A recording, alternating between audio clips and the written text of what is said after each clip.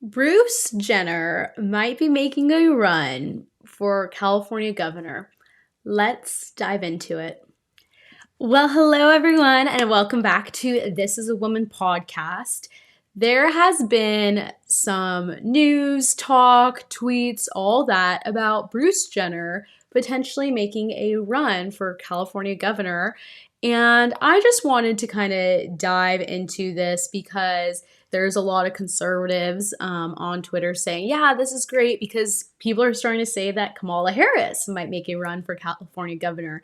And so Bruce has come out and he has said, I would destroy her. People are saying he would be better than her and all these different things. And so you can see if you are watching on the screen, if you're just listening, you won't be able to see it. But if you are watching it on a screen, on YouTube, on Twitter, Facebook, anything like that, you'll see the tweet from about a week ago. It is breaking. Caitlyn Jenner, so Bruce Jenner, is considering running as a Republican governor for California. And he quote tweeted it and said, make California great again. And then you can also see this other tweet, and it shows a picture of Trump and Elon Musk and all that with Bruce Jenner. And it says, Trump and his granddaughter hang out with Bruce Jenner and Elon Musk. Funny how trans people become okay when they're at Mar-a-Lago. And Bruce Jenner quote tweeted it and said, the problem isn't with real trans people. The problems are with indoctrinating children with radical gender ideology in schools, mutilating and castrating children, forever ruining their lives, men and women's sports, and taking away parental rights like we see terribly in California. And so I agree with those problems. I agree that we have a major problem with the indoctrination of children with this gender ideology in schools. It's happening here in California. It's happening across the nation. But I'm getting calls and texts from parents that it is happening to their preschoolers, to their 3-year-olds, being taught that like they're not male or female based off of how they're born, but they can identify as whatever they want. And then with the mutilating and castrating of children, forever ruining their lives, absolutely this is happening. We've seen a dozen of detransitioners come out and say, this is what I've done to my body and I've ruined it. We had Chloe Cole on the podcast over a year ago, and she's from here in California. And at the age of 15, she got a double mastectomy. And so now she has detransitioned and recognized her beauty and worth as a woman, but she'll be forever missing her breasts. And if she is able to get pregnant one day, won't be able to breastfeed. And she explains a lot of that in detail. So go check out one of the earlier podcast episodes with Chloe Cole. But so that is happening. It happened to her at age 15. So that is a reality that's happening. And that is a problem with this trans ideology.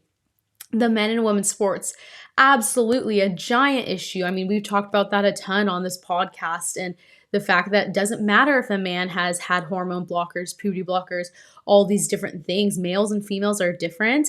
Males have larger muscle mass. Males have different lung and heart sizes, which allows them to be better athletes, be stronger, be faster, and all of that. So yes, Bruce Jenner is right when he says that a problem. And taking away parental rights like we see terribly in California, another statement Bruce Jenner made, absolutely an issue. We're seeing the issue that if children want to transition socially at school, that schools are being told they don't need to inform parents. Matter of fact, I do believe parents need to be informed if their child wants to use a bathroom of the opposite sex, wants to play on the sports team with the opposite sex, wants to be called by a different name. Parents should be informed of those things. So Bruce Jenner is right on all those. Yet he started this tweet off with saying the problem isn't with real trans people. And again, if you're not watching, he capitalized the entire word real when he said real trans people. There's no such thing as real trans people. There are males and females. And if a male thinks he's a female and a female thinks he's a male, that's just a confused male and a confused female. But you cannot change your sex. Scientifically, you can't change your sex. I mean, it's pretty common sense that you can not change your sex. If you are a male, you will never be able to give birth like a female can. Those are just common sense things. And so, again, everyone's kind of saying like, well, he would be better than Kamala Harris, all these different things.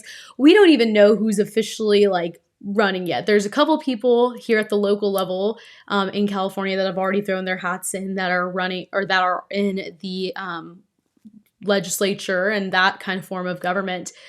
But here's the issue. Even though I agreed with all the points he made, except when he said the trans part, he was one of the leaders in this. are we going to pretend like he didn't accept a Woman of the Year award? Stripping a real woman, and I don't even need to say real woman, stripping a woman away from receiving that award. He is a man because he is a male, and no matter what clothes he wears, what surgeries he gets done, whatever he wants to do, he is a male and that can't change. And so we cannot reward that behavior just because there is a Republican, just because there's an R next to his name if he were to run. And if he really is against all of that, all of the points that he made on that tweet, then he should take the lead and detransition. If he agrees how harmful this is and agrees that men shouldn't be in women's spaces and all that, then put your money where your mouth is. Let's detransition, Bruce. Go back to who you are, the reality of who you are. And so people are going back and forth on this, and I just believe that if you are a woman, you shouldn't be okay with this. If you are a conservative, you shouldn't be okay with this because, again, he is helping lead the way in this issue. There's no such thing of just let me be me, because they are in our restrooms, they are in our prisons, they are in our locker rooms, they're on our sports teams. This is invading everyday society. I mean, we are seeing sex-specific language literally being taken out of the law. We are seeing women being called menstruators, chest feeders, birthing people, all these things. And so that he was one of the leaders in this whole ideology that you can change who you are. And especially as a Christian, you can't be supportive of him making a run because he has made it clear that you can be born in the wrong body. He is pushing that narrative by the decisions he has made.